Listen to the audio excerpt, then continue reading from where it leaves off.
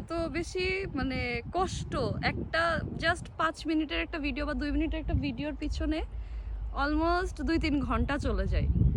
আর মানুষজন মনে করে এগুলো কত ইজি, কত রিল্যাক্সে করা যায়, কোনো কষ্টই না, আমরা তো একদম বাসায় বসে বসে টাকা ইনকাম করি।